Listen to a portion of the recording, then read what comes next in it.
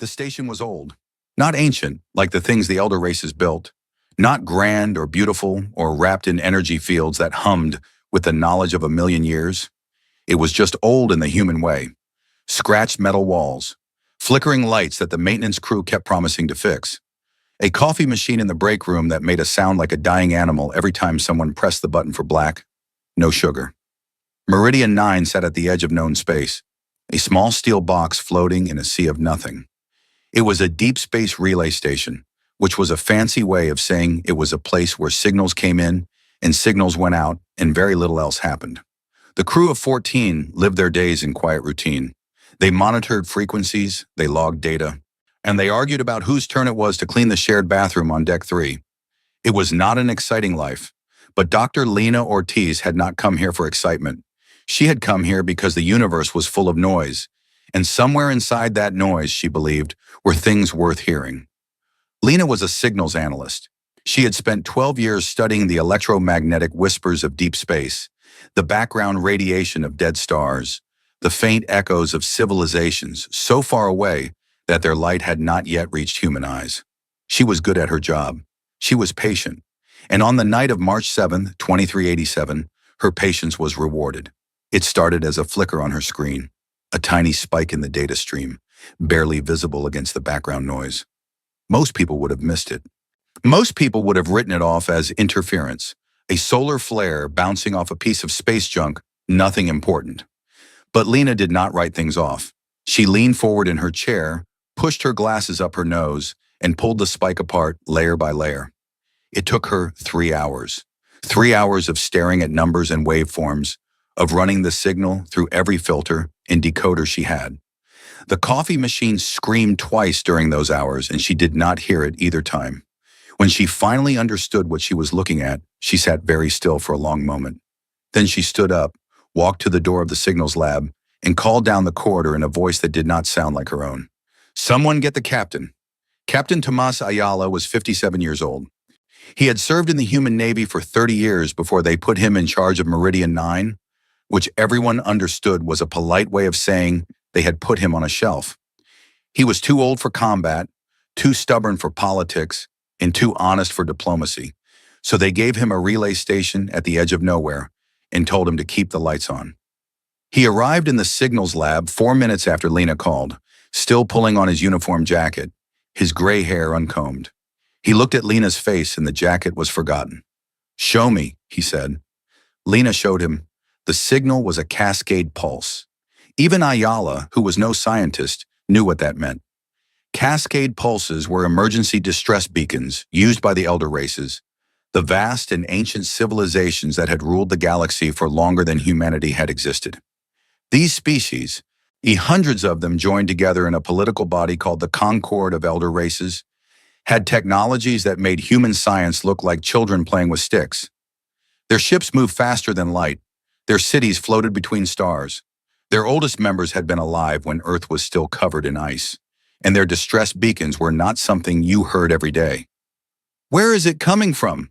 Ayala asked. Lena pointed at the star chart on the wall. Her finger landed on a region marked in red, a place where the map became vague and uncertain, where the neat lines of known space dissolved into warnings and question marks. "The Void Scar Expanse," she said. Ayala stared at the map.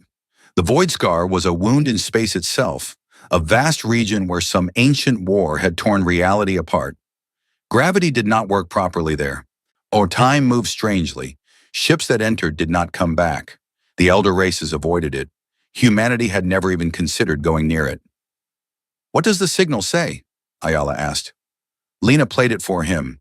She had translated it from Archai, the shared language of the conquered, and the words filled the small room like a ghost. "We are dying. The lattice is failing. Any conquered vessel, respond. We are dying. The lattice is failing. Any conquered vessel, respond." It repeated, over and over, a loop of desperation, sent out into the dark by someone who was running out of time. "Who are they?" Ayala asked quietly. "The signal identifies them as the Vithari," Lena said. "I had to look them up. They are a member species of the Concord. Bioluminescent, communal, non-aggressive. Their civilization is built around a structure called the lattice. A kind of living space station, Population approximately 6 billion. 6 billion. The number hung in the air between them. Have you forwarded this to CENTCOM? Ayala asked. Yes, and I sent it to the nearest Concord relay buoy. That is standard protocol for any elder race distress signal we intercept. Ayala nodded. Good. Then we wait. They waited. The crew of Meridian 9 gathered in the common room and talked in low voices while the signal played on a loop through the station's speakers. 6 billion people, somewhere in the dark, calling for help.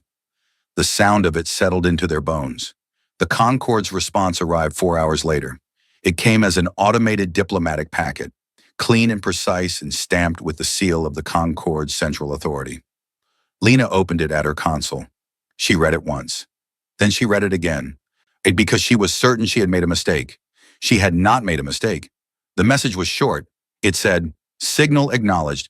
Species of origin, Vithari. Rescue assessment, non-viable. Resource expenditure exceeds projected survival probability. No fleet will be dispatched. Lena read it a third time. The words did not change. She printed it out because she felt like something this terrible should exist on paper, should have weight and texture, should be something you could hold in your hands and feel the wrongness of. She carried it to the common room where the crew was waiting, and she set it on the table and said nothing. They read it one by one. Nobody spoke for a long time. It was Engineer First Class Diego Reyes who broke the silence. He was 24 years old and had been on Meridian 9 for only 3 months, and he had not yet learned to hide what he was feeling. They are just going to let them die, when he said. 6 billion people, and they ran the numbers and decided it was not worth it?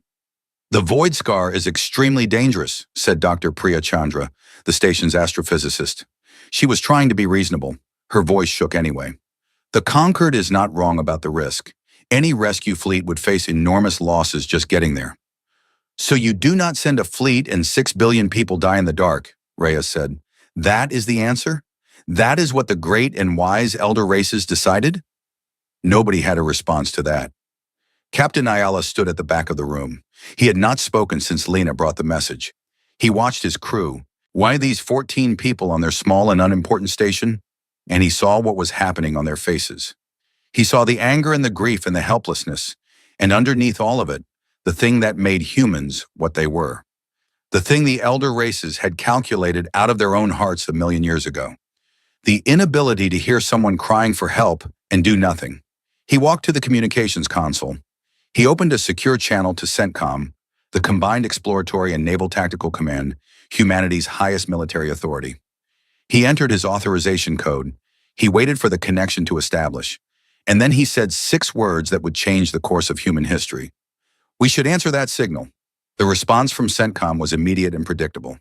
Admiral Chen, the duty commander, they told Ayala that he appreciated the sentiment, but that humanity did not have the ships, the technology, or the political authority to mount a rescue mission into the Void Scar expanse. Entering Concorde-monitored space without authorization could be seen as an act of aggression. Humanity's position in galactic politics was fragile enough without provoking the elder races. Ayala listened to all of this patiently. Then he said, With respect, Admiral, I did not ask for a risk assessment. I said we should answer the signal. Captain Ayala, you are commanding a relay station, not a battle group. I am aware of that, sir, but I am also aware that 6 billion people are dying right now while we discuss procedure. The channel went silent for a long moment. Then Admiral Chen said, I will escalate this to the Joint Chiefs. Do not do anything foolish, Thomas. Ayala closed the channel. He turned to find his entire crew standing behind him, watching. He looked at their faces one by one and saw the same thing in every pair of eyes. It is not our call anymore, he said, but I wanted them to hear it from someone.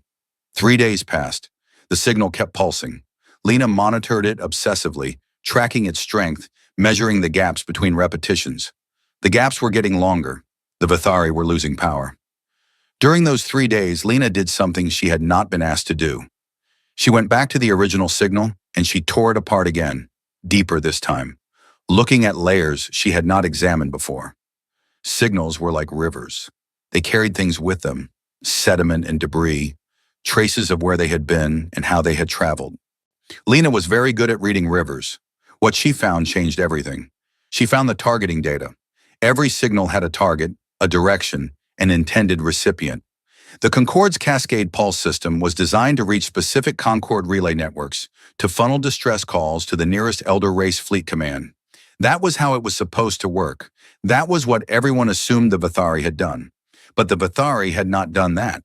The targeting data showed that the Vithari had aimed their signal everywhere. Not at the Concorde, not at any specific species or fleet or authority. They had pointed their dying cry at the entire galaxy, in every direction, on every frequency, as loud as they could make it. It was a scream thrown into the void with no expectation of who might hear it. Watch, the Concorde had received it because the Concorde had receivers everywhere. But the signal was not addressed to the Concorde. It was addressed to anyone, to everyone, to whoever was listening. The elder races had heard it and decided that only they were qualified to respond, and then decided not to. They had appointed themselves the gatekeepers of a cry for help and then locked the gate. But the signal had leaked through. It had traveled further than the Concorde expected, carried by the strange physics of the void scar, amplified by the very distortions that made the region so dangerous. It had reached the galactic fringe. It had reached a small, unimportant relay station, crewed by a species that the elder races considered barely worth noticing. The signal was not meant for humans. Humans were not important enough. Humans were not old enough, wise enough, powerful enough. The Vithari had probably never even heard of humans. No one had considered for a moment that the small, young, fragile species on the edge of nowhere would be the ones to hear the call. But they heard it. Lena brought her findings to Captain Ayala. He read her report in silence. When he finished, he set it down and looked out the window at the stars. "They were not calling us," he said. "No," Lena said, "but we heard them." "Yes." Ayala was quiet for a long time. The signal pulsed in the background, that desperate repeating voice, growing weaker with every cycle. 6 billion lives attached to a fading whisper. "It does not matter who they were calling," Ayala said finally. "What matters is who answers." He opened the channel to CENTCOM again. This time he sent not just a request, but Lena's full report. When the signal analysis, the targeting data, the proof that the Concorde had turned its back not just on the Vithari, but on the very principle that a cry for help should be answered. He sent it to the Joint Chiefs, to the Senate, to every military and civilian authority in human space. And then, because he was Tomas Ayala, and he had never in his life been good at waiting for permission, he sent it to the press. Within hours, every human being with access to a news feed knew about the Vithari. They knew about the signal. They knew about the Concorde's response. And they knew that somewhere in the most dangerous region of the galaxy, 6 billion people were dying alone because the universe's greatest civilizations had decided they were not worth saving. The reaction was not political, it was not strategic, it was not calculated, it was human. On Earth, people gathered in the streets. On Mars, the Colonial Assembly held an emergency session that lasted 14 hours. On Titan, dock workers refused to go home until their representatives promised action. On the frontier colonies, where life was hard and resources were thin, and people understood in their bones what it meant to be alone and afraid, and far from help, the response was loudest of all. The message was simple, and it came from everywhere at once, from every corner of human civilization, spoken in 100 languages but meaning the same thing. Someone is dying. We have to help. Ayala stood at the window of Meridian 9 and watched the comm channels light up, message after message after message, a tide of human voices rising against the cold mathematics of the conquered. He was an old man on a forgotten station at the edge of nowhere. He had not expected any of this when he opened that channel. He had just said what he believed. But that was the thing about humans. You only needed one of them to say the obvious thing, the thing that everyone was already feeling, and the rest would follow. Not because they were told to, not because it was smart or safe or sensible, but because there was something in them, something the elder races had lost or never had, something that heard a cry in the dark and could not, would not turn away. The signal pulsed, weaker now, but still there, and on the far side of the galaxy, in the ancient halls of the Concorde, where species that had watched stars be born and die sat in their perfect chairs and made their perfect calculations. A small notification appeared on a monitoring screen. It noted that the young species called humanity appeared to be mobilizing in response to the Vithari distress signal. The notification was flagged as a low-priority curiosity. Nobody paid it much attention. They would learn in time that this was a mistake. The argument lasted 6 weeks. It was the loudest, most bitter, most passionate argument humanity had with itself in a generation, and it happened everywhere at once. In the Senate chambers on Earth, where politicians who had not raised their voices in decades stood and shouted at each other across the floor. In the colony assemblies on Mars and Titan and the frontier worlds, where representatives who normally fought about water rights and trade tariffs suddenly found themselves debating the meaning of being human. Only in kitchens and classrooms and factory floors, and the cramped quarters of deep space cargo haulers, where ordinary people watched the news and felt something they could not quite name burning in their chests. The question was simple. The answer was not. Should humanity send a fleet into the most dangerous region of known space to rescue a species they had never met? The case against it was strong. Senator Margot Delacroix of Earth's European bloc laid it out with calm, precise logic on the floor of the governing Senate, and every word of it was true.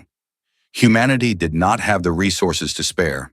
Their navy was small, designed for border patrol and colony defense, not deep space rescue operations. The Voidscar expanse was a death trap that even the elder races refused to enter. There was no guarantee the Vitari could be saved even if a fleet reached them. And if the mission failed, if ships were lost and people died, humanity would be weaker, more vulnerable, more alone than before. "We are asking our children to die for strangers," Senator Delacroix said, and her voice was steady but her hands were not. "I am not certain that is a choice we have the right to make." The case for it was not logical at all. It was made by a retired school teacher named Gloria Vasquez, who somehow got 3 minutes on a live broadcast and spent those 3 minutes saying things that no politician would say because politicians had learned to be careful with their words. "I taught children for 40 years, Gloria Vasquez said, standing in her small apartment on the colony world of Erewhon, when looking directly into the camera with the kind of calm that comes from having made peace with the world a long time ago. And every year, on the first day of class, I told them the same thing. I told them that the measure of who you are is not what you do when it is easy. It is what you do when it is hard, when it costs you something, when the smart thing to do is walk away and you do not walk away." She paused. She adjusted her glasses. 6 billion people are dying, she said. "They asked for help. If we do not go, then what are we? What were all those lessons for?" The broadcast was watched by 80 million people. Within a day, the phrase, "What were all those lessons for?" was written on walls and signs in the hulls of ships across human space. Admiral Kessler Rourke was not a man who was moved by speeches. He was 61 years old, built like a piece of industrial equipment, and had a face that looked like it had been assembled from spare parts and regret.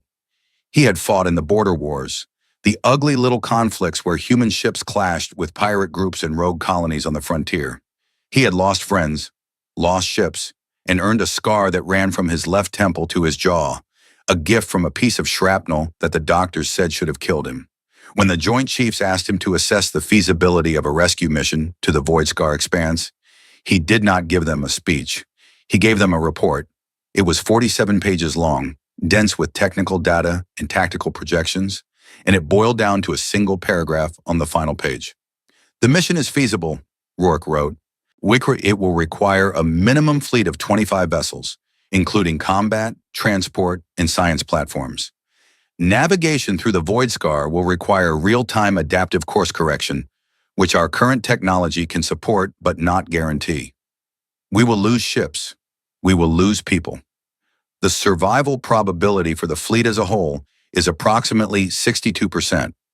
For individual vessels, it varies between 40 and 80% depending on position and role." He paused in his writing, then he added one more line. "It can be done if we are willing to be stupid and stubborn about it." The Joint Chiefs read the report.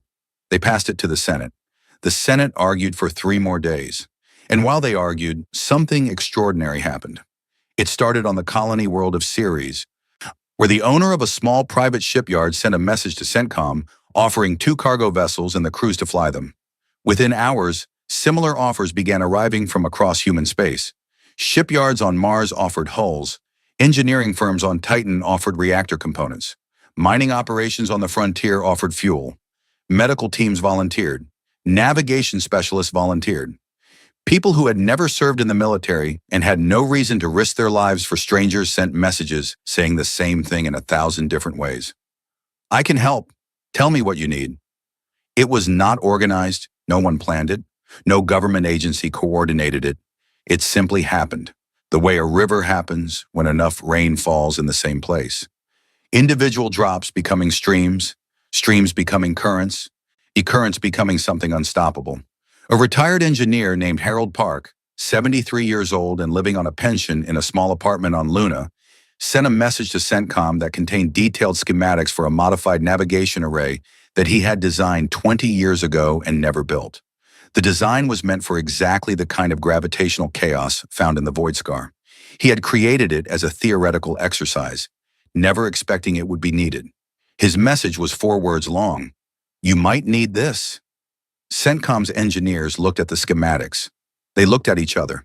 They started building. The Senate voted on a Tuesday afternoon, Earth time. The motion to authorize the formation of a rescue fleet passed by a margin of 11 votes. It was the narrowest margin in Senate history.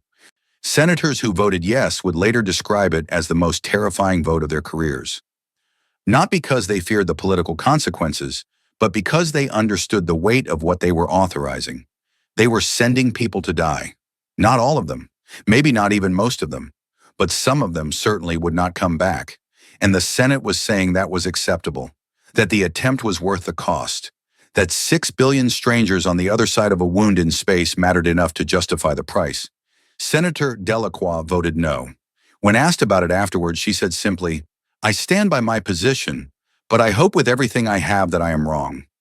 Admiral Rourke was given command of the mission, where he accepted with a single nod and immediately began the work of turning a wave of goodwill into a functioning military operation. It was, by any reasonable measure, an impossible task. The fleet that came together over the following weeks was nothing like the elegant armadas of the elder races. It was a patchwork, a collection of whatever humanity could scrape together in the time they had. Warships pulled from border patrol, cargo vessels hastily retrofitted with medical bays and emergency shelters, science platforms loaded with equipment that had never been tested outside a laboratory, escort frigates so old that their crews joked about the ships being held together by hope and duct tape. They called it the Answering Fleet. The name was not official. It was not chosen by a committee or approved by the Senate. It came from a young communications officer on the frigate Resolute who used it in a personal letter to her family, and the letter was shared and the name spread. And by the time anyone thought to give the fleet an official designation, it was too late. The Answering Fleet it was. 12 warships, 6 heavy transports, 4 science vessels, a swarm of escort frigates and support craft. In total, 31 vessels carrying just over 9,000 human beings. By elder race standards, it was laughable. The Concorde's smallest patrol group carried more firepower than the entire Answering Fleet combined. Their ships were faster, stronger, better shielded, better armed, and crewed by beings with millions of years of spacefaring experience. Humanity's fleet was, in comparison, a collection of tin cans held together by welding and stubbornness. But it was what they had, and it was going. Captain Tomas Ayala received his orders on a cold morning at the CENTCOM facility on Earth's moon. He was being recalled to active duty and assigned as fleet liaison aboard the flagship, the UNS Defiance. The Defiance was the newest vessel in the human Navy, which meant it was only 12 years old, and most of its systems worked properly most of the time. Ayala had not expected to be included. He had expected to watch from Meridian 9, to monitor the mission from his relay station and hope for the best. When he read his orders, he sat down heavily in a chair and stared at the wall for several minutes. Then he packed his bag. It did not take long. He did not own many things. Dr. Lena Ortiz was assigned to the science vessel Curie. Why, she had not volunteered exactly. She had simply informed CENTCOM that she was the leading expert on the Vithari signal, and that any attempt to navigate to the signal source without her analysis would be significantly more dangerous. This was true, and CENTCOM knew it was true, and so they gave her a berth on the Curie and pretended it had been their idea. The fleet assembled in stages over 3 weeks, ships arriving from across human space, docking at the Luna staging area for final preparations. Engineers worked around the clock. Harold Park's navigation array was built and installed on the Defiance. Modified versions were distributed to every vessel in the fleet. They were untested. They were theoretical. They were the best chance anyone had. During those weeks, the Concord of Elder Races sent a formal diplomatic communique to humanity's government. It arrived through the standard channels, stamped with the seals of 7 elder race species, written in the precise and bloodless language of galactic diplomacy. The Concord of Elder Races acknowledges humanity's stated intention to conduct operations in the Void Scar expanse. The Concord advises in the strongest possible terms that such operations are inadvisable. The Void Scar expanse is classified as a restricted hazard zone under Concord Navigational Authority. Any losses sustained by human vessels within this zone will be the sole responsibility of the human species. The Concord will not provide escort, support, navigation assistance, or rescue services. Well, this communique serves as formal notice that humanity proceeds at its own risk. The subtext was not subtle. Don't embarrass yourselves. Don't make us watch you die.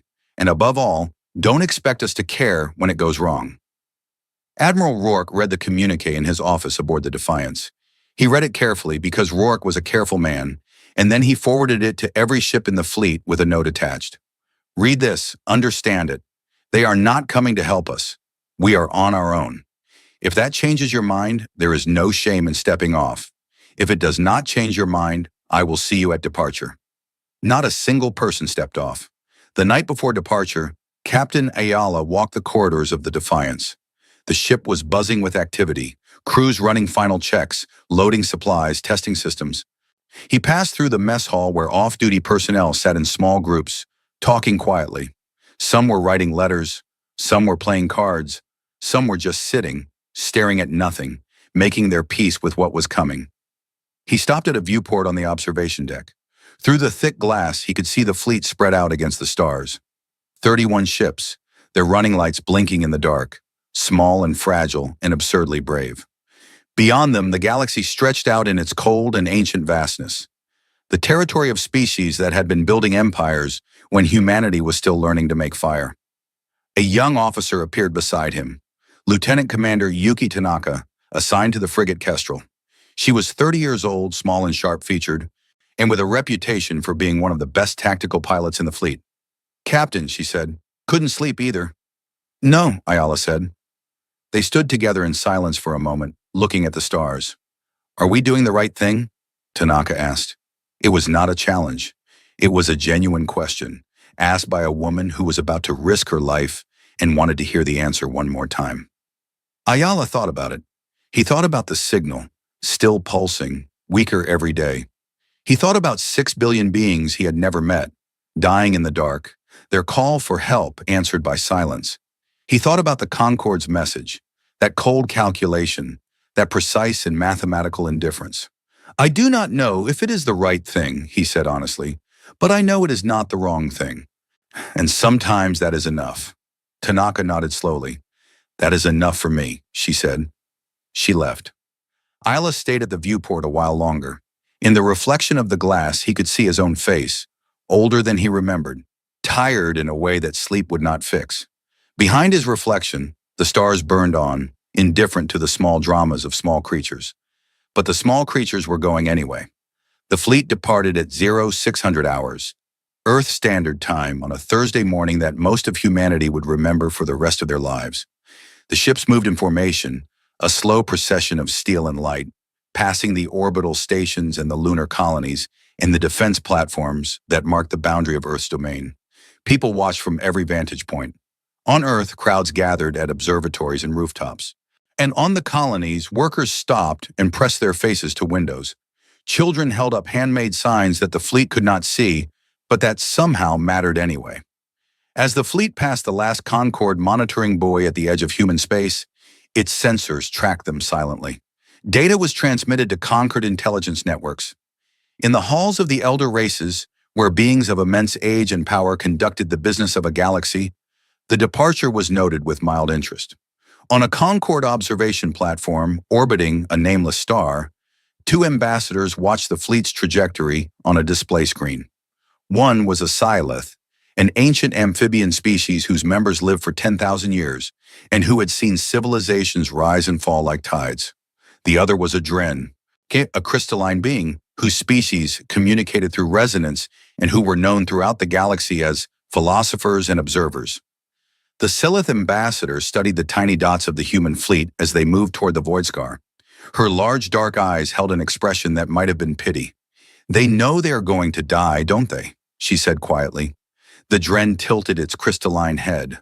Light refracted through its body, casting small rainbows on the walls. It considered the question with the careful attention that its species gave to all things. "They know," it said. "That is what makes them interesting." The Silith made a sound that did not translate into any human language. It was the sound her species made when they encountered something they did not understand, which was rare for a being that had lived for 8,000 years. "Interesting," she repeated. "Is that what we are calling it now?" "I do not have a better word," the Dren admitted. They watched the fleet until it was too far away to track.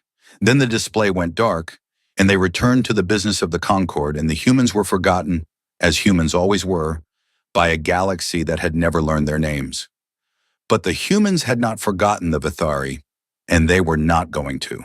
The answering fleet moved through open space for 6 days before reaching the boundary of the Void Scar expanse. During those 6 days, the crews trained and prepared and tried not to think too much about what was waiting for them. Admiral Rourke held daily briefings that were short, honest, and entirely free of the kind of inspirational nonsense that military commanders sometimes felt obligated to produce. "Here is what we know," he said on the 4th day, standing in the Defiance's war room with his officers arranged around a holographic display of the Void Scar.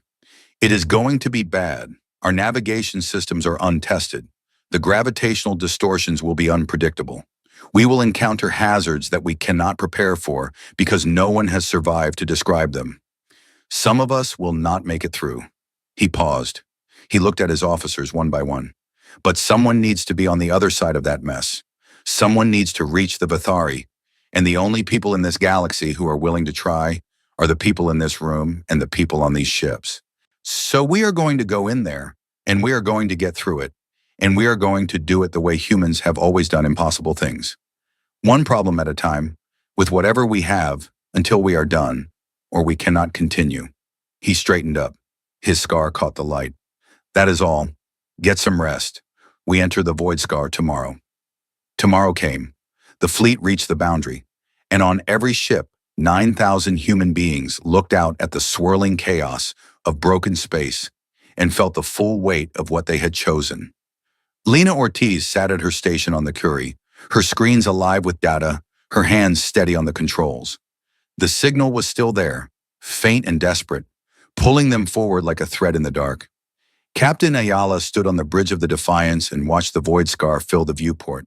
On a wall of twisted light and shadow that made his eyes hurt if he looked at it too long, Admiral Rourke gave the order. "All ships forward, stay tight, stay sharp, and stay human." The answering fleet entered the Void Scar. Behind them, the stars of known space disappeared, swallowed by the chaos. Ahead of them, there was only the unknown, and the faint, dying pulse of 6 billion voices asking the universe a question that the universe had refused to answer. The humans were answering it now, whatever the cost. The Void Scar was worse than anyone had imagined. They had prepared for it. They had run simulations and studied data and listened to the warnings of every scientist who had ever tried to model what happened when ancient weapons tore space apart. They had expected danger. They had expected chaos.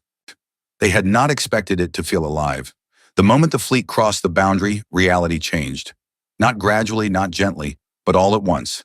Like stepping through a door into a room where the laws of physics had been written by someone insane. The stars vanished. Not because they were too far away to see, but because light itself moved differently here, bending and twisting through gravitational distortions that turned straight lines into spirals. The darkness outside the viewports was not the clean, familiar darkness of open space. It was a darkness that moved.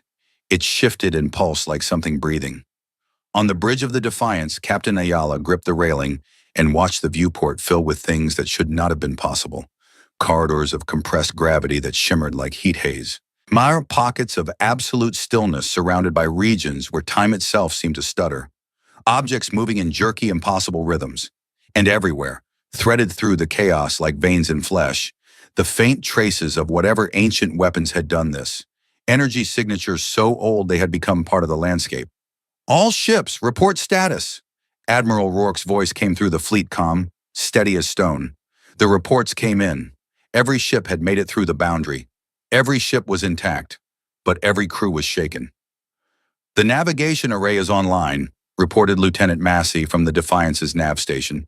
His voice was calm, but his eyes were very wide. "It is working, mostly. We are getting real-time gravitational mapping, but the distortions are changing faster than the models predicted. I am compensating manually." "How long can you keep that up?" Rourke asked. "As long as I need to, sir." Rourke nodded. "Good man. All ships, follow the Defiance's course exactly. No deviations. If your navigation array disagrees with mine, follow mine anyway. We stay together." They moved forward, slowly, carefully, like people walking through a dark house where the floor might not be where they expected it. The science vessel Curie broadcast a constant stream of updated navigational data, Lena Ortiz and her team working without rest, feeding information to the fleet as fast as they could process it. Lena had not slept since they entered the Void Scar. She was running on coffee and adrenaline, and something deeper than either, a kind of focused intensity that her colleagues had learned to recognize and stay out of the way of. Her screen showed the space ahead of them in layers of data, gravitational fields and energy readings, and temporal fluctuation maps, and she read them the way a sailor reads the sea. "Gravity well forming at bearing 072, she said into the fleet channel. "Recommend course adjustment 15 degrees port." The fleet adjusted, the gravity well passed to their starboard side, a swirling distortion that pulled at the ships like a current in a river. The hulls groaned. The crews held on. "Another one, bearing 315. This one is stronger.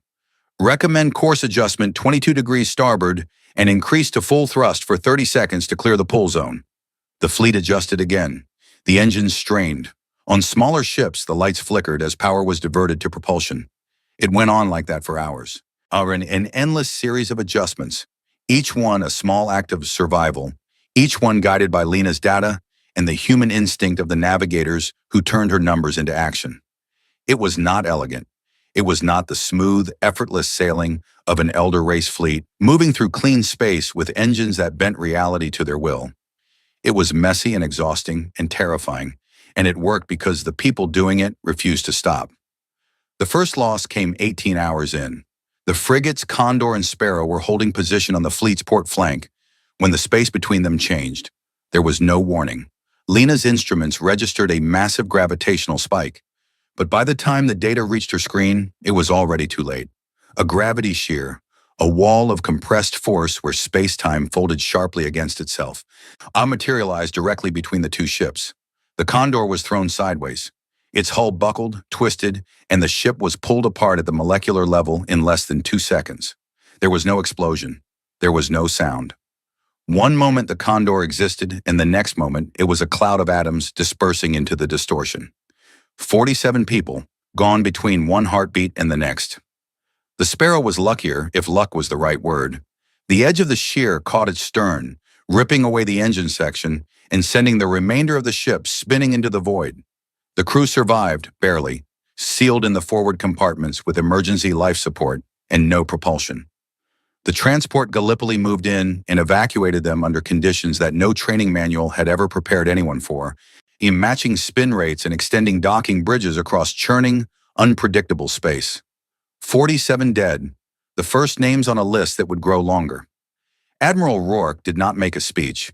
He marked the losses in the fleet log, he noted the position for later memorial, and he gave the order to continue.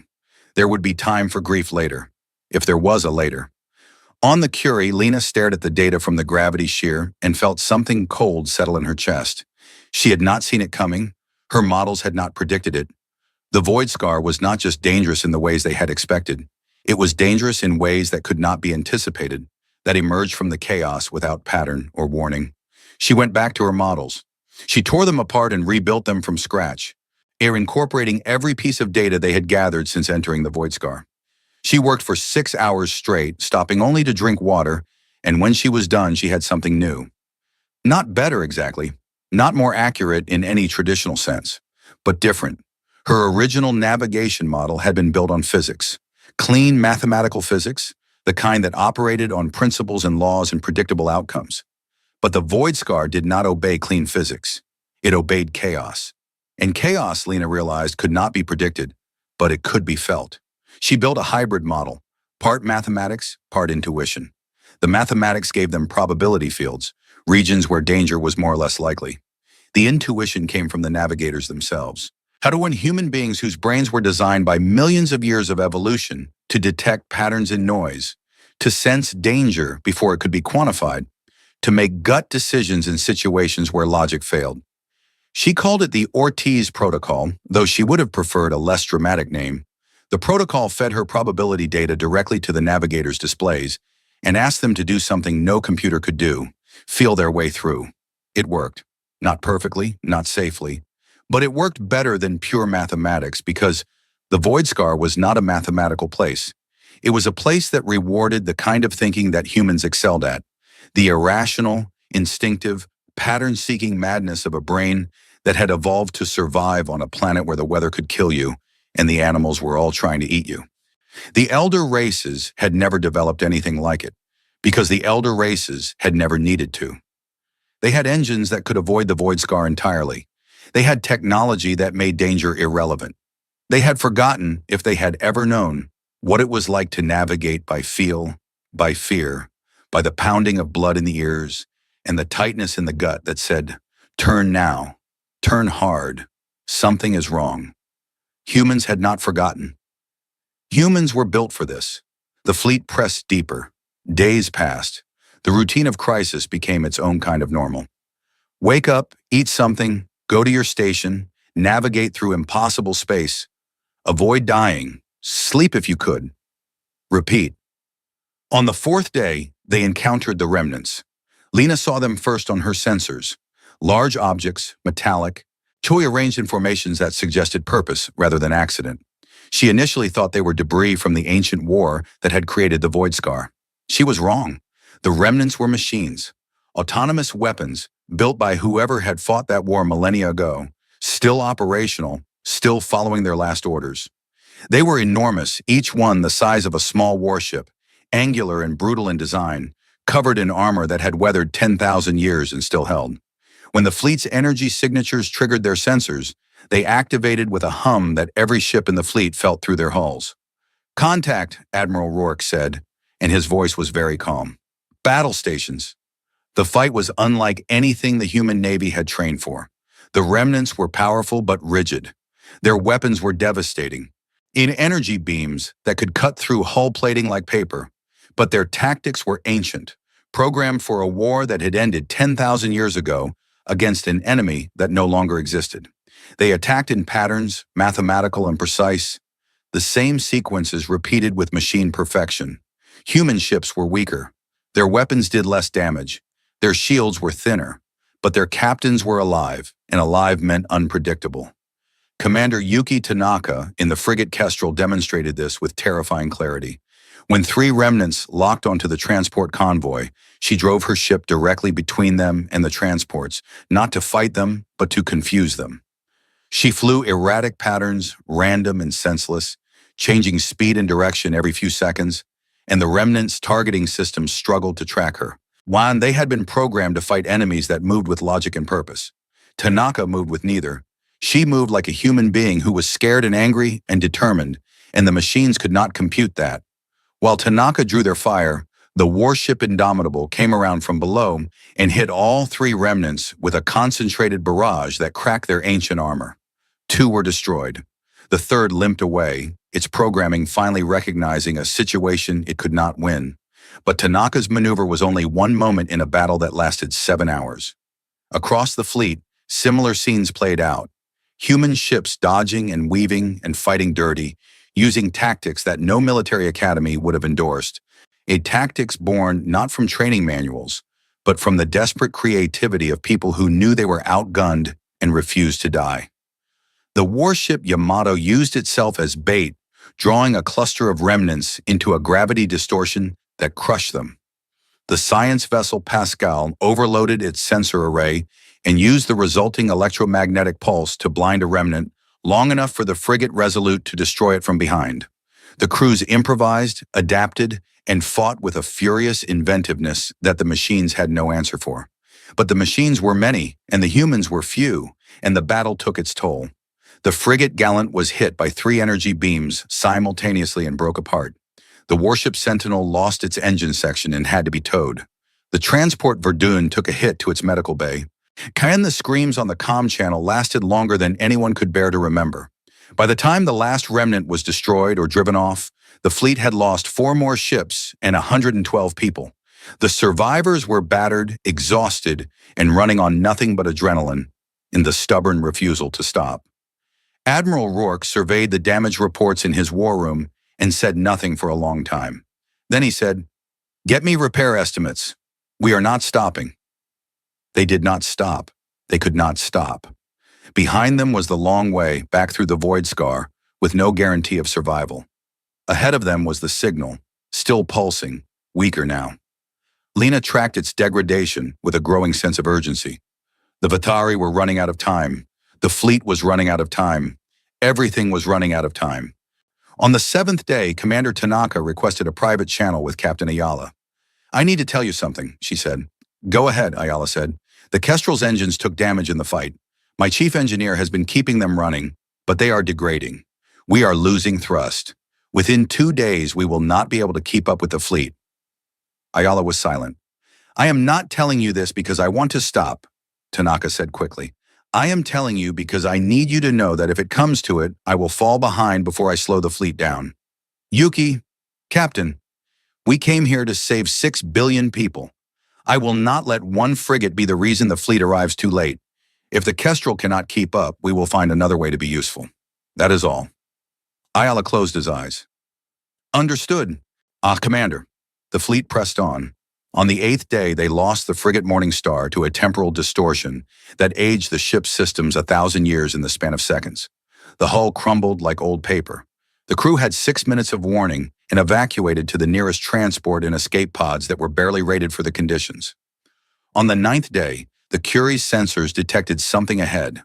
Not a danger, not a weapon, something else. "I am reading a thinning in the distortion field," Lena announced on the fleet channel.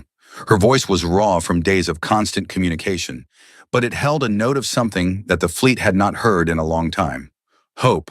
The gravitational chaos is decreasing. I think we are approaching the far edge of the void scar." The fleet accelerated carefully, made every ship's navigator working with Lena's data and their own instincts, threading through the last barriers of twisted space. On the 10th day, the ship's cook aboard the Defiance, a large, quiet man named George Okonkwo, who had enlisted because his daughter was on the frigate Resolute and he could not stand to be at home while she was out here, did something that nobody had asked him to do. He patched into the fleet's internal communications network and started playing music. Old Earth songs, colony folk tunes, jazz from the Mars settlements, a lullaby from Titan that every colony child knew. He played them one after another, filling the fleet's comm channels with sound, with melody, with the simple human magic of music in the dark. Nobody told him to stop. Nobody wanted him to. On ships across the fleet, exhausted crew members lifted their heads and listened, and something in them steadied. It was not rational. It was not tactical. It was just human. The need to hear something beautiful when everything around you was breaking. On the 11th day, they broke through. The void scar ended, not with a clear boundary, but with a gradual easing, the distortions softening, the chaos fading, reality reasserting itself like a patient waking from a fever. The stars came back, not the same stars they had left behind, but new ones, different ones, the stars of a region of space that no human had ever seen. And there, hanging in the void ahead of them, was the Vathari lattice. It was enormous. Lena had read the data. She had known the numbers. But nothing had prepared her for the reality of it. The lattice was a structure that defied human architecture, a vast web of organic material stretching across thousands of kilometers, strands and nodes and chambers woven together in patterns that were both mathematical and beautiful, like a living crystal, like a coral reef grown to the size of a moon. It was dark, not entirely dark. Here and there, faint glimmers of bioluminescence pulsed through the strands, the Vathari equivalent of emergency lighting, the last reserves of a dying system fighting to stay alive. But most of the lattice was unlit, cold, silent. It was a city going dark, a civilization fading. Lena looked at it and felt the signal she had been tracking for weeks become real, become tangible, become not just data on a screen, but a place, a home, a world full of people she had never met who were counting the hours they had left.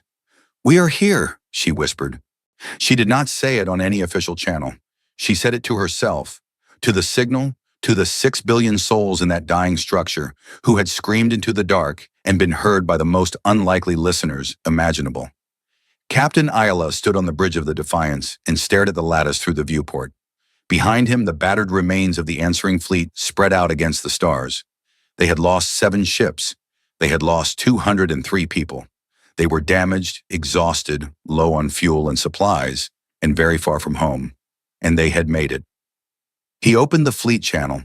His voice was steady, the way a voice is steady when its owner has decided that whatever comes next, the hard part is already behind them. "All ships, this is Captain Ayala. We have arrived at the Vithari Lattice. Admiral Rourke, the fleet is at your command." Rourke's response was brief. "Begin approach. All science vessels forward. Transports hold at safe distance. Warships form a perimeter." He paused. Then he added in a voice that was not quite as steady as he would have liked. "Well done, everyone. Now let us finish what we came to do." The fleet moved toward the lattice, and somewhere deep inside that vast, dying structure, sensors that had been scanning the void for weeks detected the approach of ships that were not Concord, not Elder Race, not anything in the Vithari database. They were small. They were battered. They were burning fuel they could not spare to reach a people they had never met. They were human, and they had answered. The Vithari did not know what humans were. This was not unusual. The galaxy was vast and humanity was young. And the elder races who dominated galactic civilization did not spend much time talking about the small, short-lived species that clung to the edges of known space. The Vithari had heard the name once or twice, in passing, in the way that a person might hear about a small village in a country they had never visited. It had not seemed important. There were thousands of minor species in the galaxy. They came and went.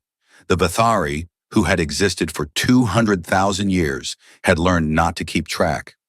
So when their dying sensors detected the approaching fleet, they did not recognize it. The ship designs were unfamiliar. The energy signatures matched no known Concord profile, and the communication signal that the lead ship was broadcasting in rough, on heavily accented Archaea was coming from a species that the Vithari's database classified as pre-industrial. The database had not been updated in a very long time. Inside the lattice, in the great central chamber where the collective consciousness of the Vithari gathered to make decisions, the resonance stirred. The resonance was not a single being. It was the Vithari's shared voice, a living expression of their communal mind, formed from the thoughts and feelings of billions of individuals merging together like drops of water forming an ocean. When the resonance spoke, it spoke for all of them, and right now all of them were confused. "Unknown vessels are approaching," the resonance said, and its voice rippled through the lattice like light through water. "They are broadcasting on our distress frequency. What they claim to be here in response to our signal." A wave of something passed through the collective consciousness. Not hope. The Vithari had spent too many weeks watching their lattice die to feel hope so easily. It was more like bewilderment. They had sent their signal to the galaxy. The Concord had refused to come.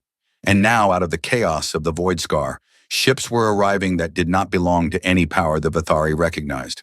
"What are they?" the resonance asked itself, which was the same as asking 6 billion individuals simultaneously. The answer came back fragmented, uncertain. Small species, young, primitive by Concord standards, barely spacefaring. Why would they come? The resonance wondered. No one had an answer for that. Captain Ayala stood on the bridge of the Defiance and looked at the lattice through the viewport. Up close, it was even more extraordinary than it had appeared from a distance. The organic strands of the structure glowed faintly with bioluminescence, soft blues and greens and purples that shifted and moved like aurora. Even dying, even failing, the lattice was one of the most beautiful things Ayala had ever seen. He opened the communication channel. He had practiced what he was going to say, had gone over it in his head a dozen times during the approach.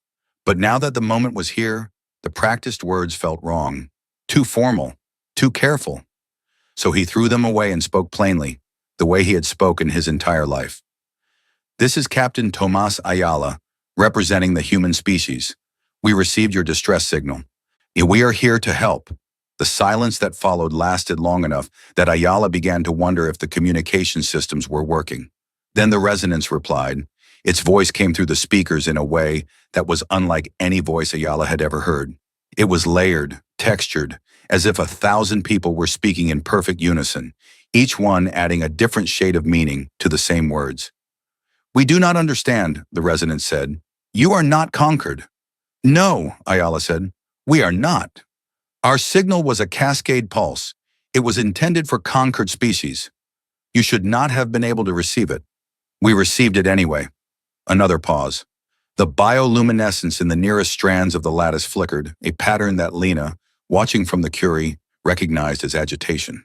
"Yet the Concorde refused to send aid," the resonance said. "They determined that rescue was not viable. The Void Scar expanse lies between us and the rest of the galaxy. No fleet has crossed it in 10,000 years." "We crossed it," Ayala said simply. The silence this time was different. It had weight. "You crossed the Void Scar," the resonance repeated, and for the first time, its layered voice held something that sounded like emotion. "You should not have survived." "Some of us did not," Ayala said. "We lost 7 ships and 203 people on the crossing." The flicker of bioluminescence spread through the lattice like a wave, strand after strand lighting up and going dark in rapid succession. The Vathari's version of shock. "You lost your people," the resonance said quietly. "Crossing space that was never meant to be crossed." "For us?" "Yes." "Why?" It was the simplest question in the universe, and Ayala found that he did not have a complicated answer. "Because you asked for help," he said. The resonance did not respond immediately. Inside the lattice, 6 billion Vathari processed what they had been told.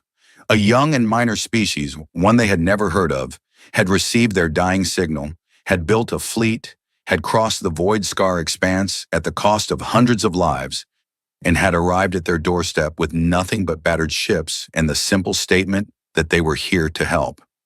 It did not make sense by any measure the Vathari understood. The cost was too high. The risk was too great.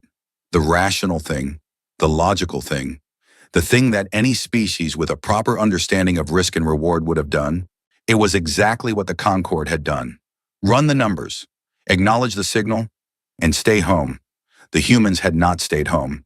"You should not have come," the resonance said at last, and its voice was thick with something that human ears heard as sorrow. "You are so small. You will die here with us." Ayala looked at the dying lattice, at the fading lights and the darkening strands, and he smiled. It was a tired smile, the smile of a man who had been awake for too long and had traveled too far and was standing at the edge of something much larger than himself. But it was real. "Maybe," he said, "but you asked for help. So here we are."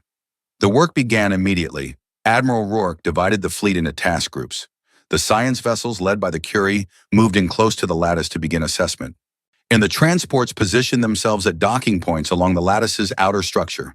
The warships established a perimeter, watching the surrounding space for any threat. The first challenge was communication. Not the language barrier, which was manageable with translation software, but the conceptual barrier. The Vathari thought differently than humans.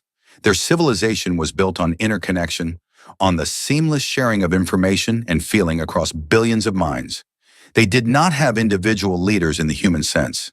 They did not make decisions by debate and vote. They reached consensus through a process that was part thought, part feeling, part instinct, a kind of emotional mathematics that was deeply alien to the human way of doing things. But they tried.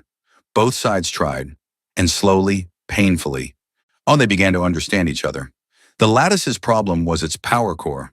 At the heart of the structure, deep inside a chamber the size of a small city, was the biological reactor that powered everything. The Vathari called it the heart, and it was exactly that.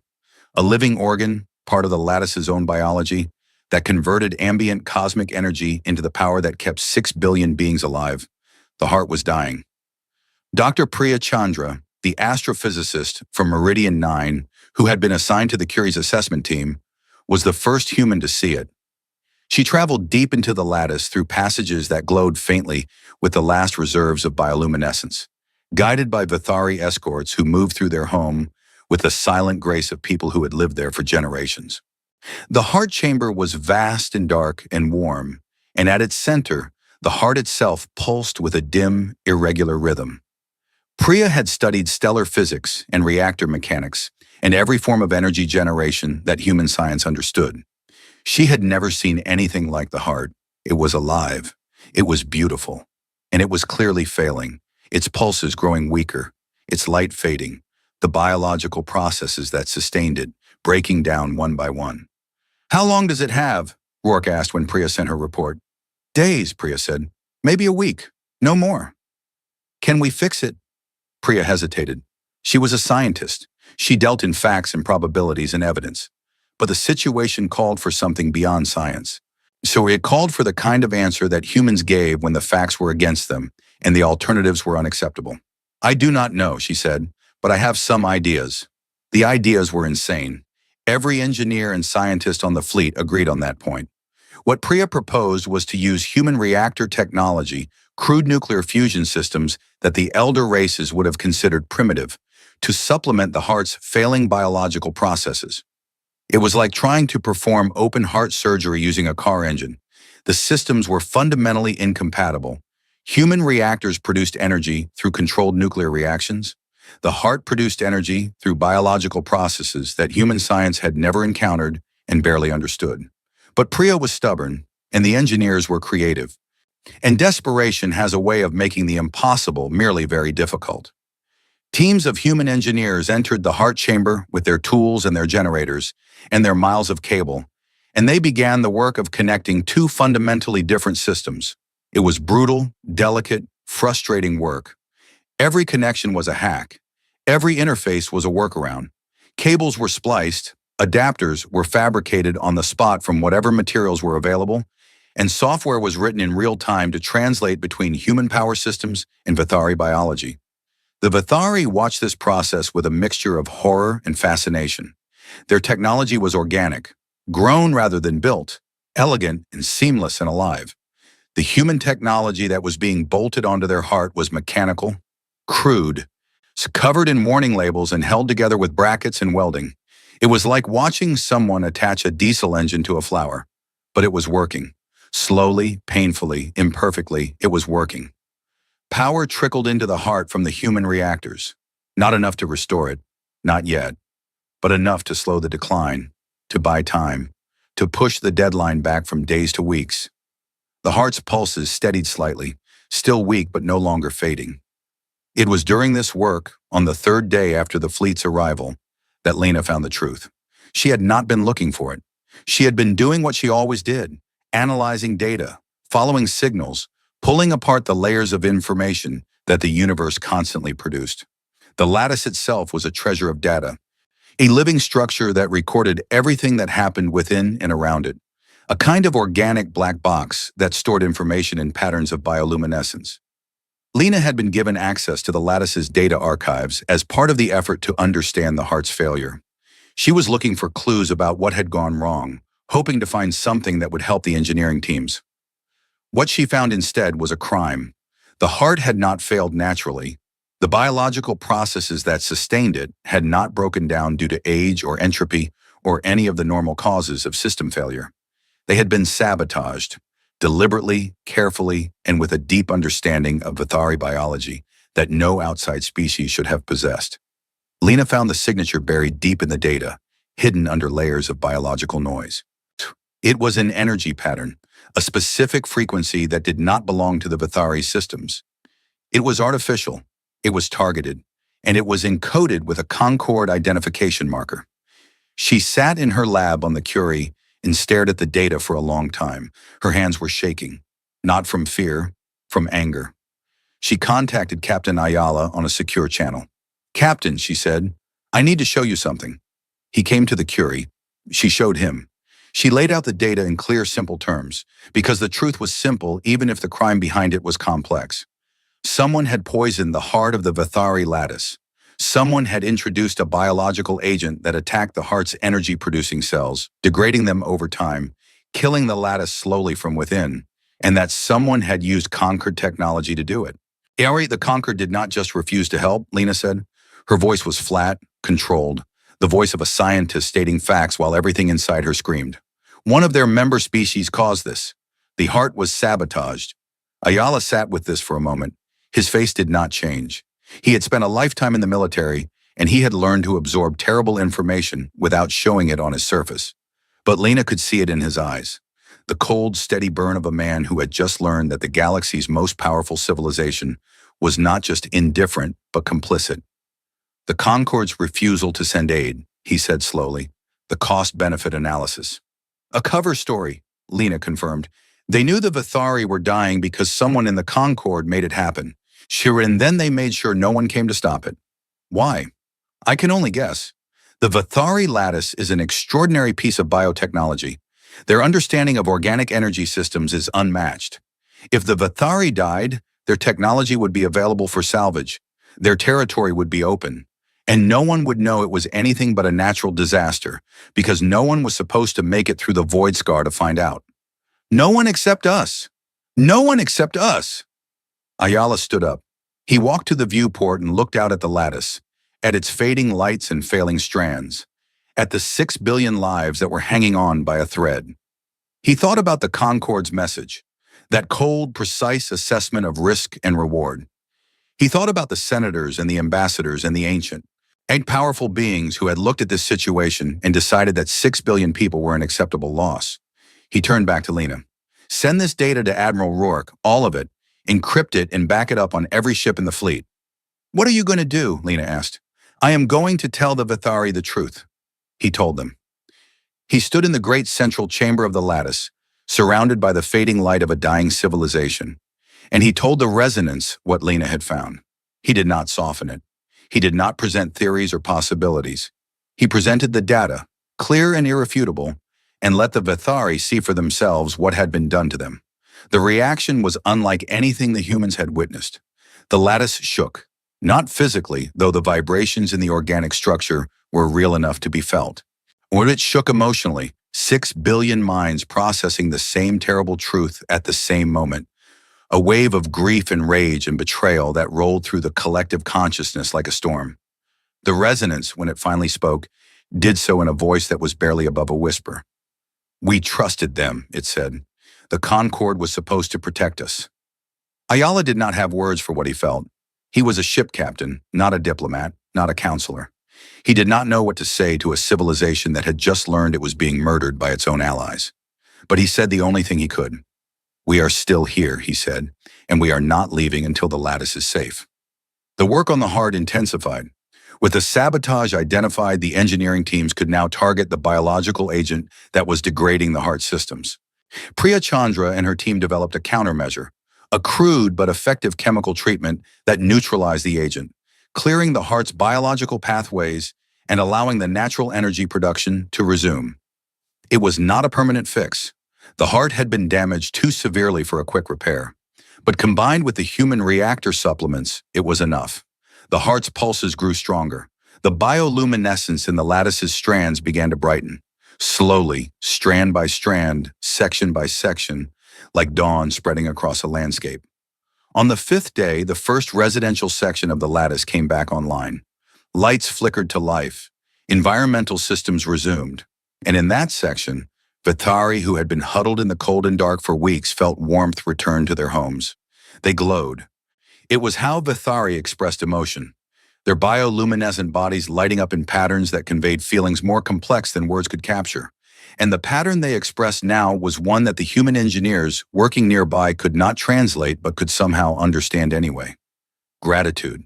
Overwhelming, wordless, radiant gratitude. Word of the sabotage spread through the fleet like fire. The human crews had been tired before. They had been determined before.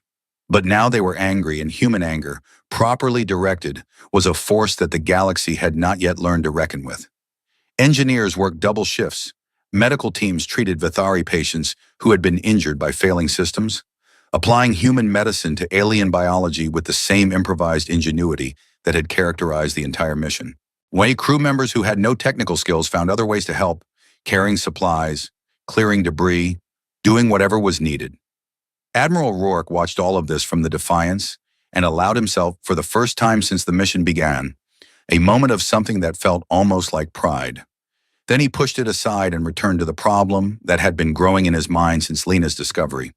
If the Concord had sabotaged the Vathari, they had done it expecting the Vathari to die quietly, alone beyond the reach of help. But the Vathari were not dying anymore. The lattice was stabilizing, and the evidence of what the Concord had done was now stored on every ship in the answering fleet. Someone in the Concord was going to realize that their plan had failed, and when they did, they would come to finish the job. Rourke called his captains to a strategy meeting. He laid out the situation plainly. "We have to assume they are coming," he said. "I do not know when. I do not know how many ships, but they will not allow the Vathari to survive with the evidence of what was done to them." "What can we do?" asked Captain Chen of the warship Indomitable. "We have 12 combat-capable ships, most of them damaged. A Concord battle group would destroy us in minutes."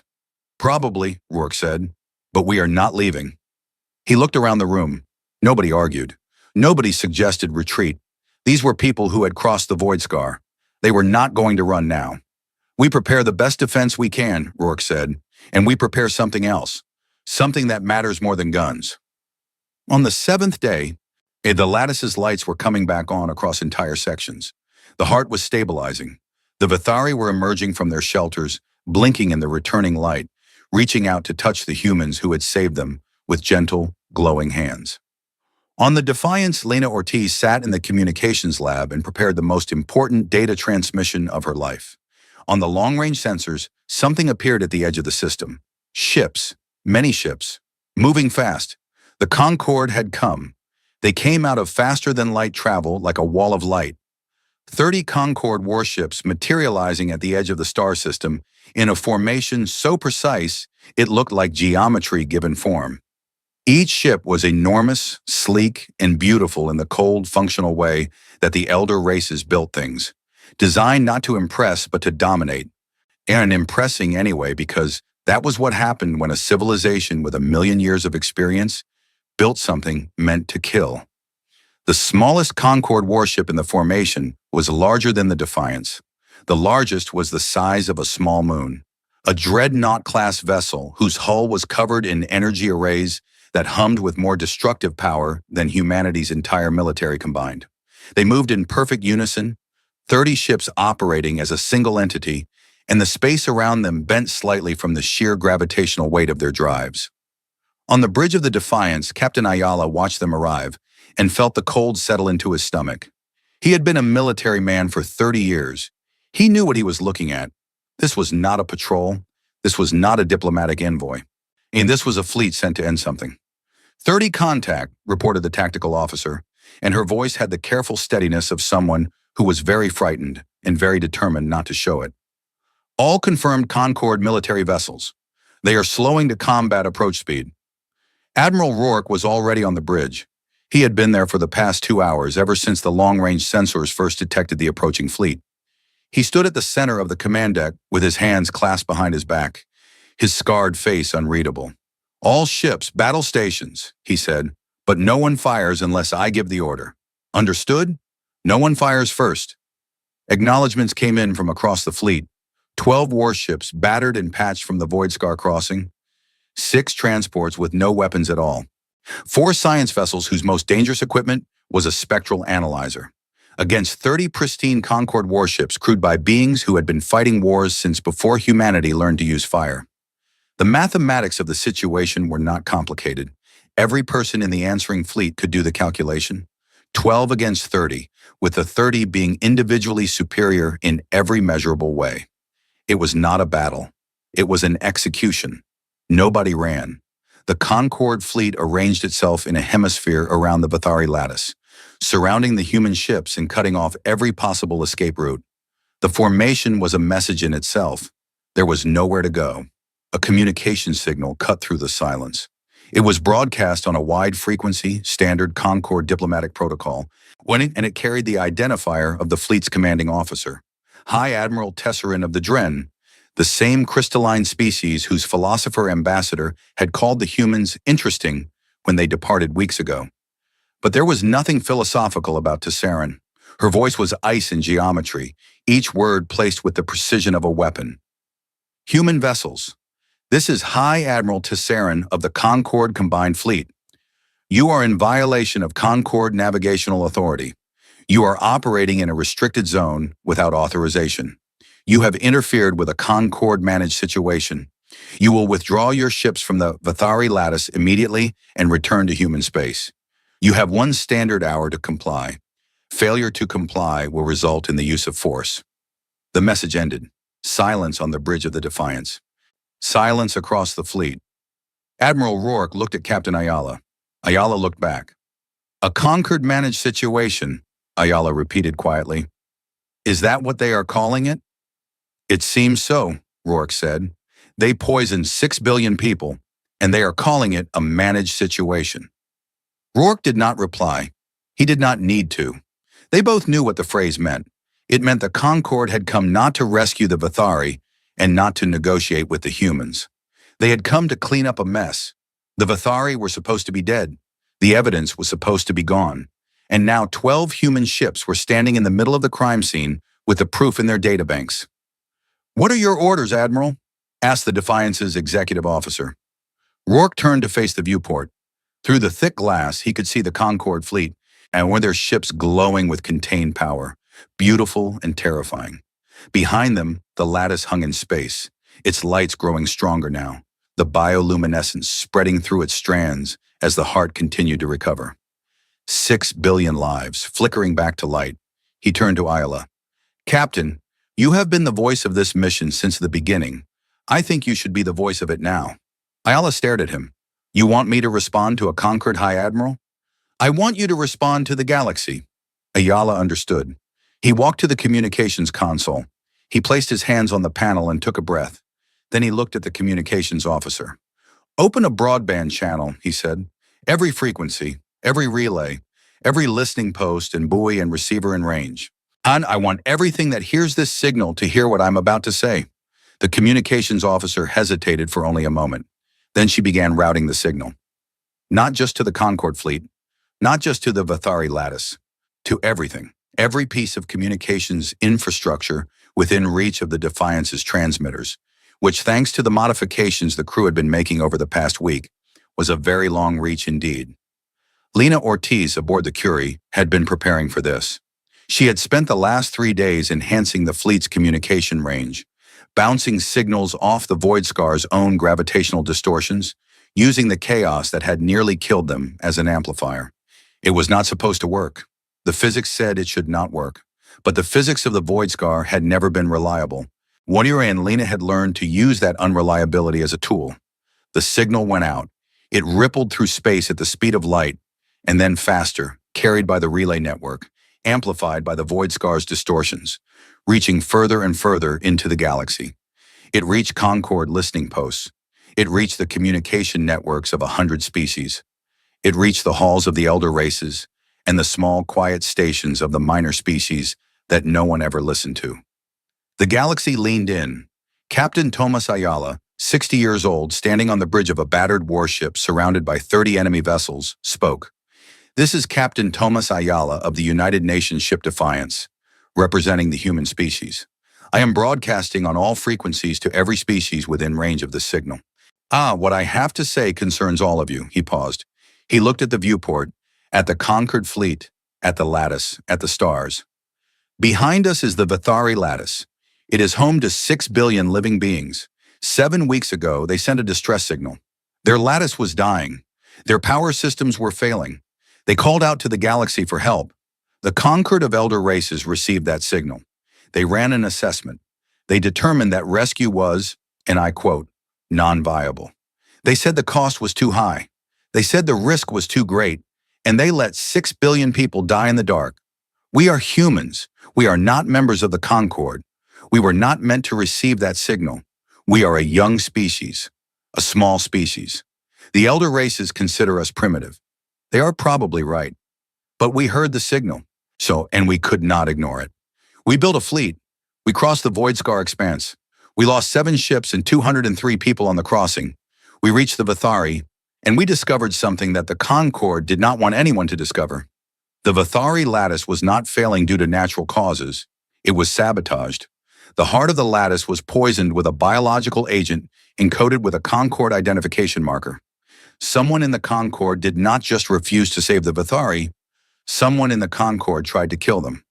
We have the evidence. It is stored on every ship in our fleet. It has been transmitted to the Vathari, who have verified it against their own records. It is real. It is irrefutable. And now the Concord has sent 30 warships to this system, not to help, not to investigate, to silence us, to silence the Vathari, to make sure that the truth dies here, in the dark, where no one will ever know. He stopped. He could feel the weight of the moment, the billions of listeners across the galaxy. The silence on every channel is species he had never met and would never meet held their breath and waited. "You can destroy us," he said, and his voice was quiet now, not angry, not defiant, just honest. 30 ships against 12. You can burn our fleet and finish what you started with the Vathari and go home and tell the galaxy that nothing happened here. But you cannot do it quietly, not anymore. Every species with a receiver is hearing this right now. Every relay buoy in range is recording this transmission. The truth is out. It is already traveling. You can kill us, but you cannot kill what we have said. We are humans. We are small and young, and we do not have your ships or your weapons or your million years of history, but we came here because someone was dying and asked for help. That is who we are. That is what we do. And if you want to punish us for that, then go ahead. But do it in front of the whole galaxy. Do it while everyone is watching. He released the transmit button. The signal went silent. On the bridge of the Defiance, no one moved. Every eye was on the viewport, on the conquered fleet, on the 30 ships that could end them all in the time it took to give the order. The silence lasted for a long time.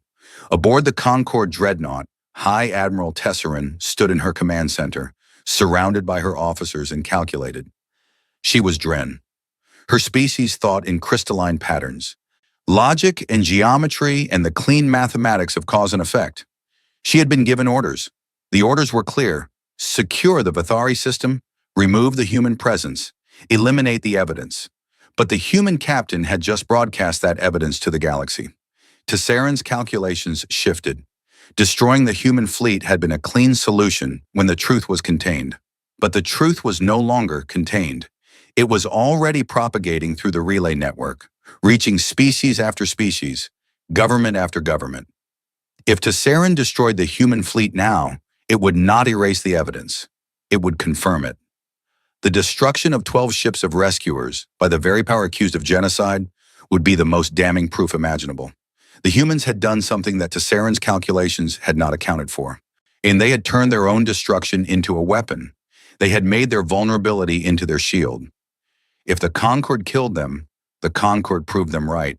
If the Concord let them live, the truth survived anyway.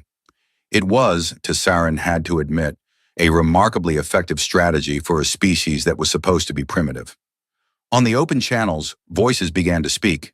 They came from the edges of the galaxy, from the small and forgotten places, from species that the Concord had overlooked or ignored or marginalized for millennia. The Kalori, a species of gas giant dwellers who had not spoken in Concord channels for 300 years. The Methani, a desert species whose request for Concord membership had been denied 4 times. The Orath, the Fennec, the Tessali, dozens of minor species whose names the elder races barely knew. They did not have fleets. They did not have weapons. They did not have the power to change anything by force, but they had voices and they used them. "We are listening," the Kalori said. "We hear you," the Methani said. "We are watching," the Orath said. One by one, they joined the channel. Small voices, quiet voices, voices that had never mattered in the grand politics of the galaxy. But together, they were not quiet at all. Together, they were a chorus, and the chorus was growing louder. On the Concord dreadnought, Tesserin watched the communication logs fill with messages from species she had never considered worth tracking. Her officers shifted uncomfortably. This was not in the plan. This was not how the galaxy was supposed to work. The minor species were supposed to stay quiet. They were supposed to know their place. Mana, then a voice spoke that was not minor at all. The Silith ambassador, the ancient amphibian who had watched the human fleet depart weeks ago with pity in her large dark eyes, broke protocol. She was on a Concord observation platform, surrounded by Concord officials, and she opened a direct channel to the fleet and spoke without authorization and without apology. "I am Ambassador Nalith of the Silith Collective," she said, and her voice carried the weight of 8,000 years of life. "I have served the Concord for longer than most member species have existed. I have watched civilizations rise and fall. I have seen the Concord do great things and terrible things. But I have never seen anything like what I have seen today." She paused. The galaxy waited. 12 ships, she said. 12 small, fragile. Well, human ships crossed the Voidscar expanse to answer a signal that was not meant for them. They lost their people. They saved 6 billion lives. And now they stand, outnumbered and outgunned, and they refuse to move. "Hi, Admiral Tesserin. I know you have your orders. I know the mathematics of your situation. But I ask you to consider something that mathematics cannot measure. These humans answered a signal. They did not have to. No one expected them to. No one asked them to. They heard someone crying for help and they came, not because it was rational, not because it was safe, not because they had anything to gain, but because something inside them could not do otherwise. And now you would kill them for it." Her voice hardened. "What does that make us? What does the Concord become, in the eyes of every species listening right now, if we destroy the only people in this galaxy who answered the call?" Tesserin did not respond immediately. She stood in her command center and felt, for the first time in her long career, the ground shifting beneath her feet. Not physically, politically. The Concord's power had always rested on the assumption that the elder races were the moral center of the galaxy, the wisest, the most advanced, the most worthy of leadership. That assumption was cracking. 12 human ships had cracked it. On the bridge of the Defiance, Ayala stood and watched and waited. He had said what he had to say. He had done what he could do. The rest was out of his hands. Beside him, Admiral Rourke watched the tactical display. The Concord fleet had not moved. They had not powered weapons. They had not advanced. They were holding position. And Rourke knew enough about military operations to know what that meant. It meant someone was reconsidering. "They are not firing," Rourke said quietly. "Not yet," Ayala said. "Not ever," Rourke said, and there was certainty in his voice that surprised even himself.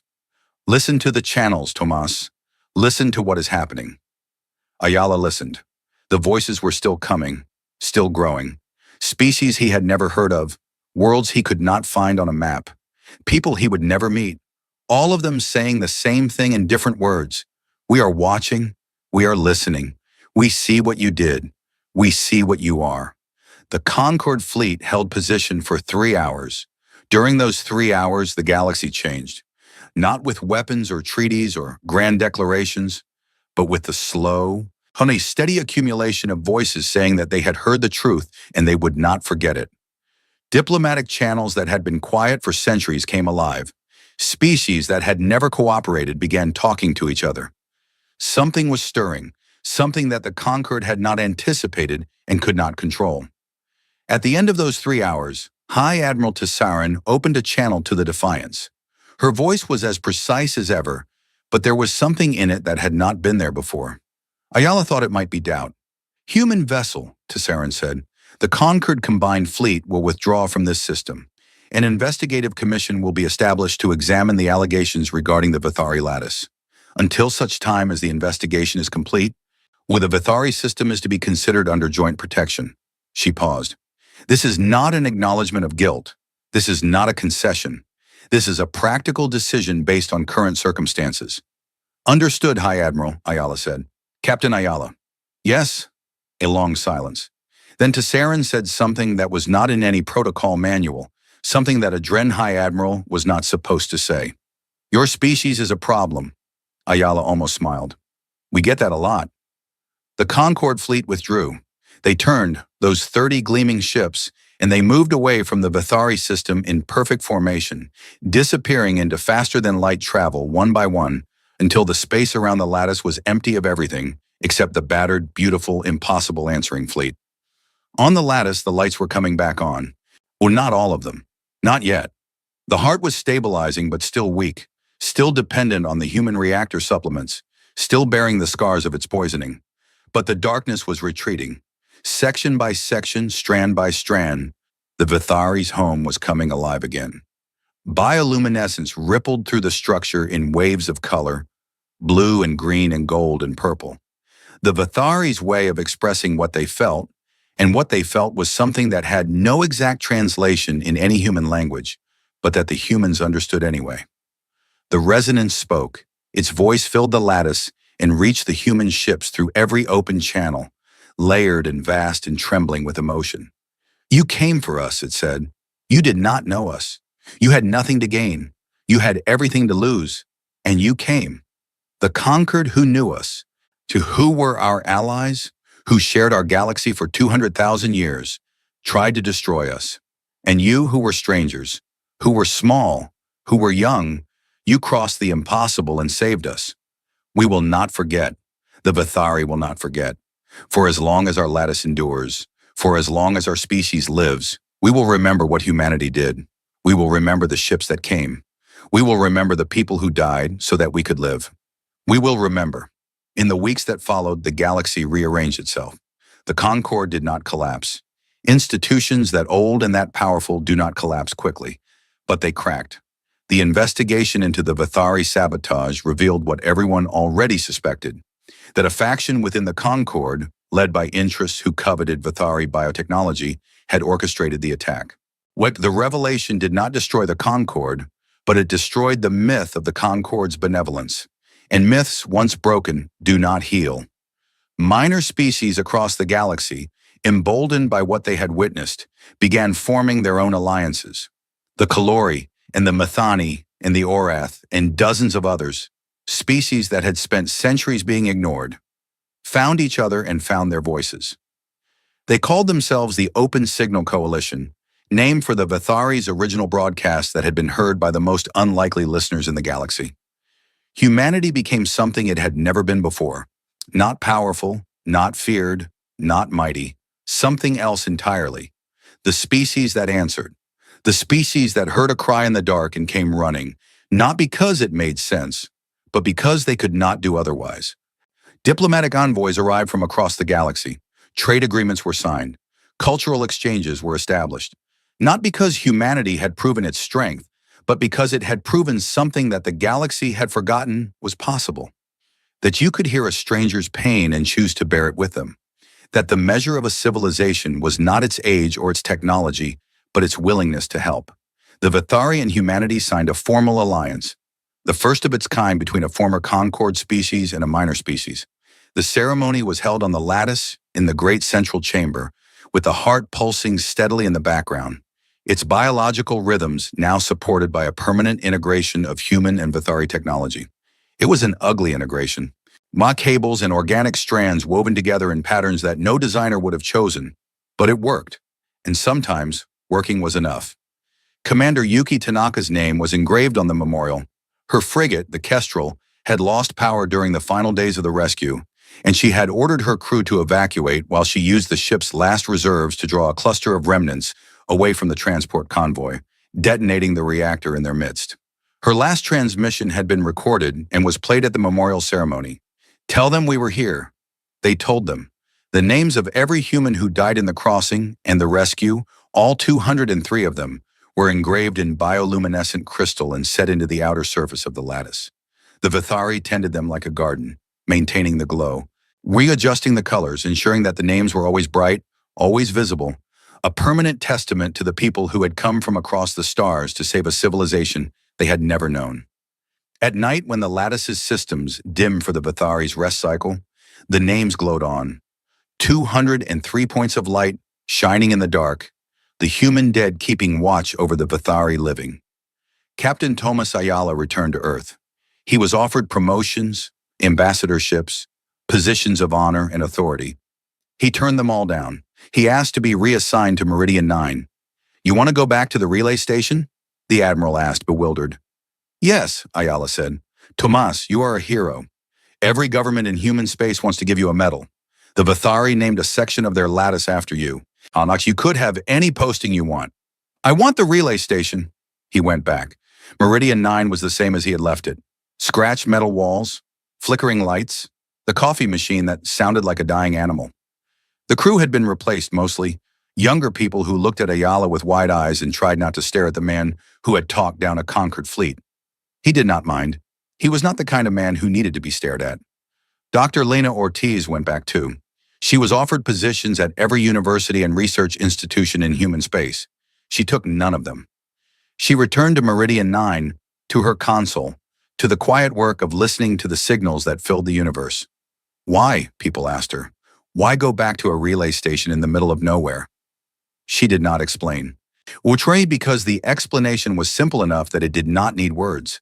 She went back because the universe was full of signals, full of voices, full of whispers, full of cries for help that traveled through the void and reached the ears of whoever was listening, and someone needed to listen. On her first night back, she sat at her console and calibrated the receivers and scanned the frequencies, one by one. The way she had done for 12 years before the Vathari signal changed everything. The stars were quiet, the data streams were clean, the universe hummed with its normal, everyday noise, the background radiation of a cosmos that did not care about the small creatures that lived inside it. She adjusted her glasses. She took a sip of coffee. She listened, and she knew, with a certainty that went beyond science and logic and everything she had been trained to trust, that another signal would come. Maybe tomorrow, maybe in a year, maybe in a decade, but it would come because the universe was vast and full of life, and life had a way of getting into trouble, and trouble had a way of producing cries for help that traveled through the dark, looking for someone, anyone, who was willing to hear. She would be here. Humanity would be here. And when the signal came, they would do what they had always done, what they would always do, what no amount of logic or mathematics or cold calculation could ever stop them from doing. Outside the viewport, the stars burned on, ancient and indifferent. But Meridian 9 was not indifferent. Its receivers were open. Its crew was listening. And somewhere, in a corner of the galaxy that no map had yet named, someone was about to need help. They would answer. They would always answer.